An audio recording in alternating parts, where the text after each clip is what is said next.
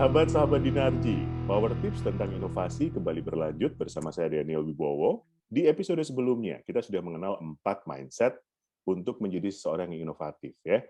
Ada empati, kemudian eksperimental, diversity atau menerima keberagaman, dan juga kolaboratif, ya, mau bekerja sama dengan orang lain. Nah, yang dihadapi pada dunia nyata tidak semua orang langsung gitu punya 4 mindset tersebut, ya kan? Kemudian bagaimana ya caranya? Kembali kita tanyakan bersama dengan konsultan Dinarji Indonesia, Joko Murjono.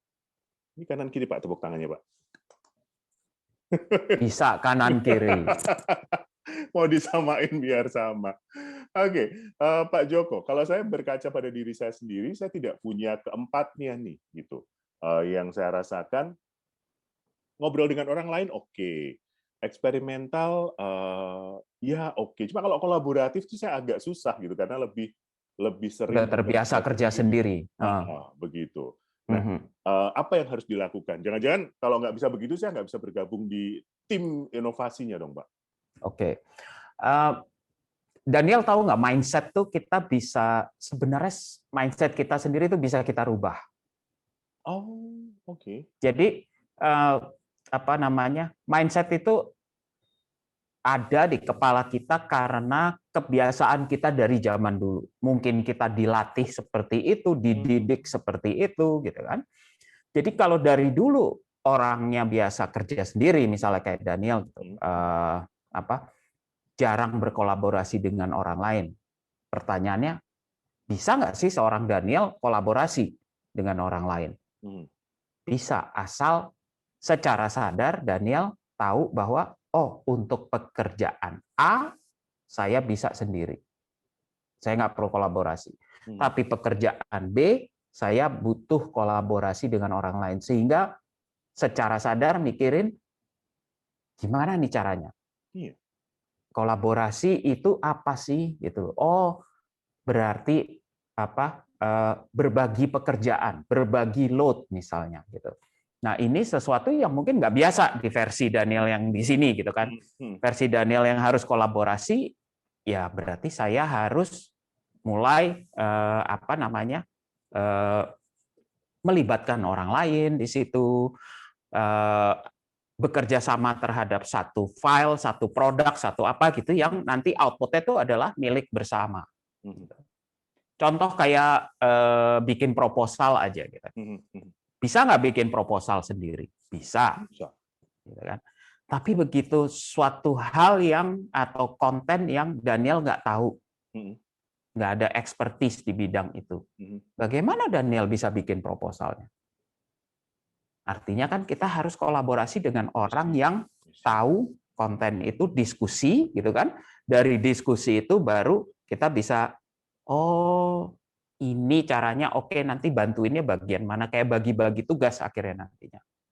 Oke. Nah, kalau untuk aligning di ranah mindset-nya sendiri, yang harus dilakukan, Pak? Nah, pertama kita harus kenali diri kita sendiri. Misalnya pekerjaan kita adalah seseorang finance, katakanlah. Finance adalah orang yang full dengan aturan. Strict kepada aturan. Lebih sering black or white gitu kan. Aturannya ini boleh, ini enggak, ini boleh, ini enggak. Enggak ada yang mungkin ini bisa. Area itu mungkin ini bisa, itu area kayak kita bilang gray area lah. Nah, seorang finance apakah artinya nggak bisa inovatif? Belum tentu. Saya banyak kenal orang finance yang bisa inovatif. Syukur-syukurnya banyak orang yang saya kenal belum masuk penjara gara-gara inovatif di bagian finance ya gitu. Tidak, jangan sampai deh pokoknya. Tapi let's say dia masuk ke tim inovasi, diajak masuk. Kalau dia masih menggunakan mindset-nya dia yang semuanya tuh hitam putih, boleh apa enggak. Sementara di tim inovasi ini bicara tentang kemungkinan, possibility. Sesuatu yang belum tahu iya apa tidak, bisa apa tidak gitu kan. Nah, ini kan berarti di kepala kita karena kita mungkin terbiasa dengan itu, jadi tidak biasa terhadap situasi yang memikirkan ini mungkin nggak. Buat dia tuh capek banget. Ya. Kalau dia harus mikirin, ini mungkin udahlah, saya tunggu aja sampai nanti udah tahu mau kemana baru saya terlibat. Nggak bisa. Kayak gitu nggak bisa. So, secara sadar seorang finance harus, consciously seorang finance harus, oke, gue masuk ke tim yang ini, berarti gue mulai membuka diri terhadap kemungkinan-kemungkinan yang bisa terjadi tanpa memikirkan ini bisa apa tidak. Pikirin aja dulu yang mungkin terjadi itu apa, solusinya yang mungkin apa. Nah, ini makanya kita bilang aligning mindset kita tuh penting, gitu. Simple, contoh sehari-hari juga gitu. Ingin sehat nggak kita? Di zaman pandemi ini semua orang ingin sehat, gitu kan? Mindset apa yang tepat untuk menjadi sehat? Di antara 4 itu, Pak? Nggak usah di antara 4, bebas saja ini, gitu. Karena di antara 4 itu nggak ini. Let's say mindset yang tepat adalah satu, watch what you eat, jaga makanan, gitu kan? Untuk seorang Daniel dan seorang saya gitu susah nih kita nih, makanya ketawa kan. Kedua, olahraga, gitu kan? Ya kan? Saya tahu itu berat tuh.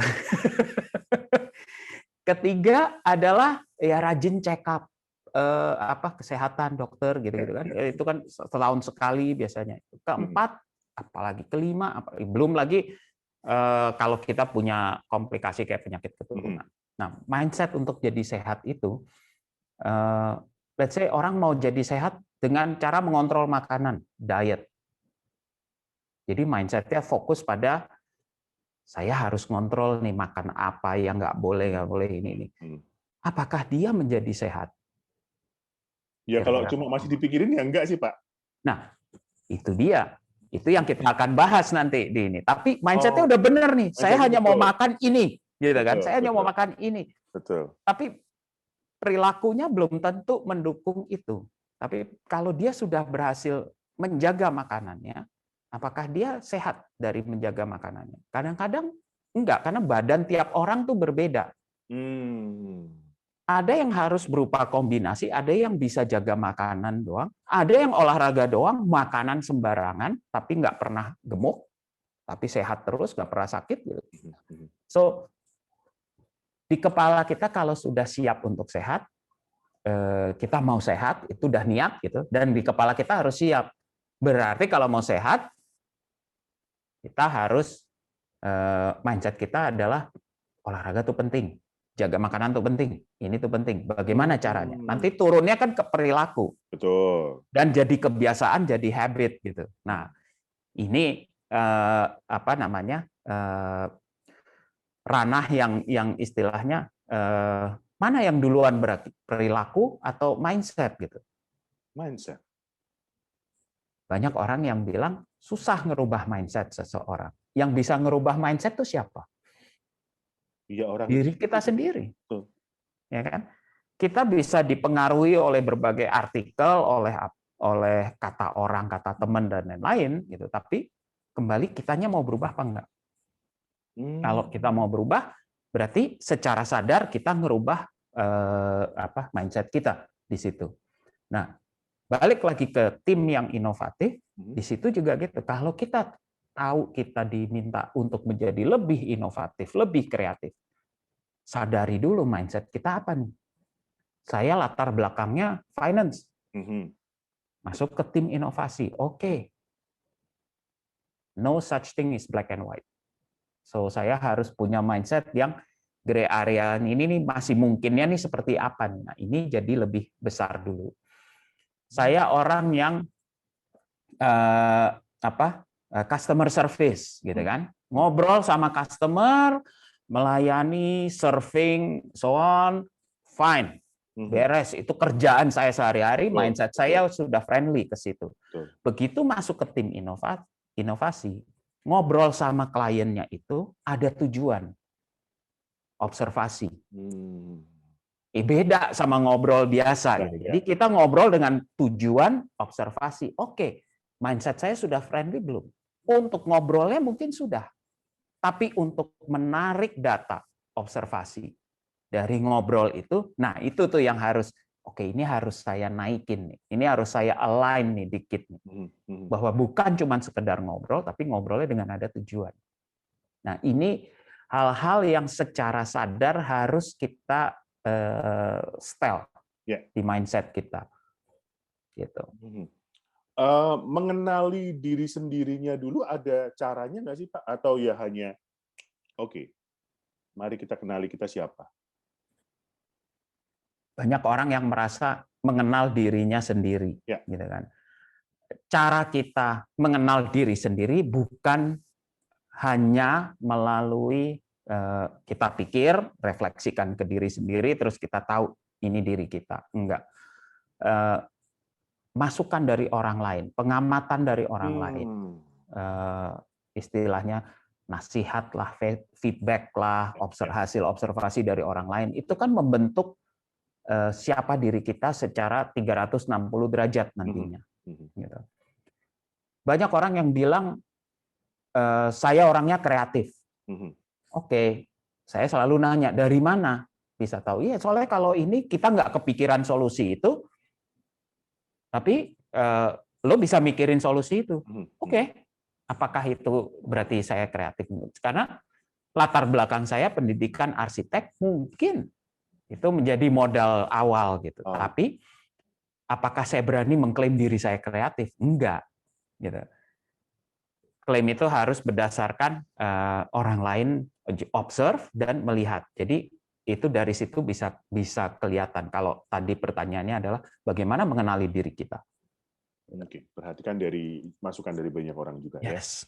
Kita mungkin punya initial idea, tapi juga tetap harus dengerin orang lain.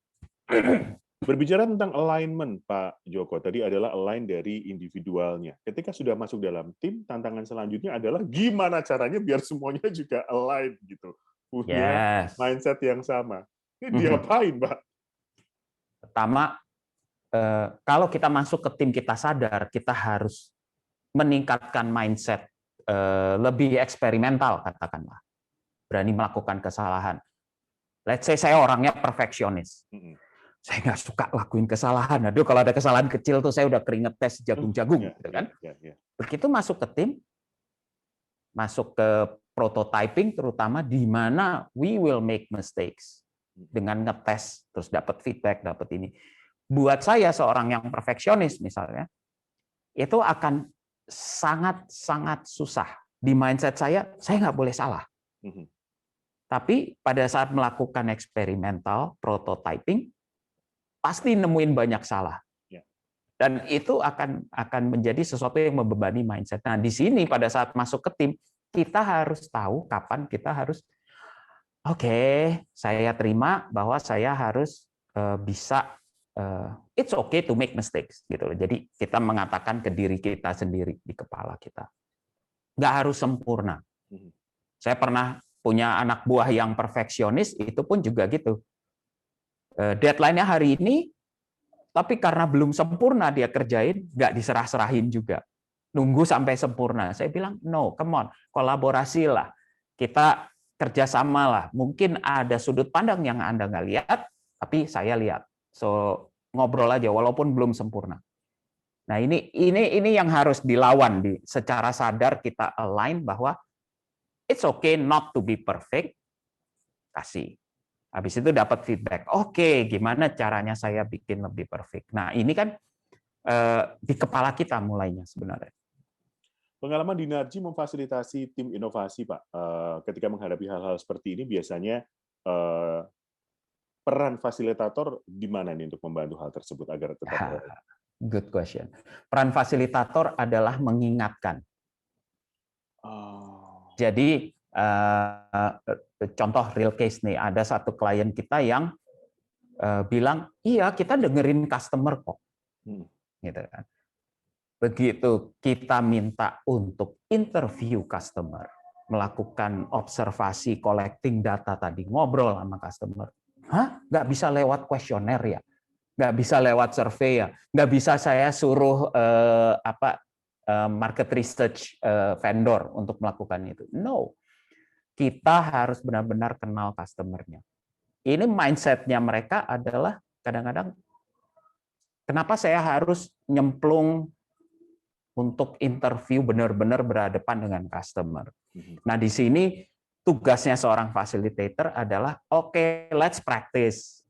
Saya jadi customer ini, terus kita ini latihan, jadi pertanyaan begini, data yang harus diobserve seperti ini, yang harus dicatat seperti ini.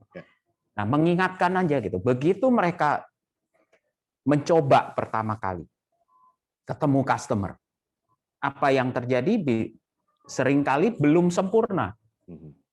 Second round lagi, third round lagi. Begitu udah mulai terbiasa, mereka akan yang kita alamin ya waktu itu ya.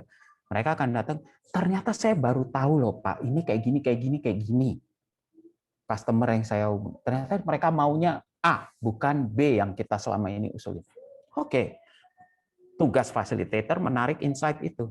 Jadi apa tuh insight yang didapat dari situ? Ini berarti penting nggak observasi? Penting Pak, mulai sekarang saya setiap minggu pasti mau ngobrol deh sama customer deh. Good. No matter how high you are in the company, it's always good untuk ngobrol dengan customer kita. Baru satu contoh dari sisi customer. Oke, itu dia dari sisi mindset-nya, sahabat-sahabat Dinarji, tentang perilakunya yang tadi sudah disinggung, kita akan bahas di episode sebelumnya. Sebelum kita akhiri, Pak Joko, mari kita recap dulu apa saja yang bisa kita lakukan untuk aligning mindset menjadi lebih inovatif, agar menjadi lebih inovatif. Silakan. Satu, kenali dulu bahwa seorang yang inovatif, yang which is di seri sebelumnya, kita bicara soal empati, kita bicara soal eksperimental, making mistake, learning from the mistake. Kita bicara soal kolaborasi di situ. Bagaimana kita bisa berkolaborasi dengan keempat, diverse, orang-orang yang datang dari berbagai macam latar belakang. Kalau kita sudah tahu itu idealnya dalam tim inovatif, tahap kedua, sadari saya itu harus naikin mindset yang mana nih? Selama ini saya, let's say, kurang bisa kerjasama dengan orang lain. Saya selalu bekerja sendirian. Oke, ini berarti jadi satu hal yang harus saya align pada waktu saya masuk tim. Saya naikin.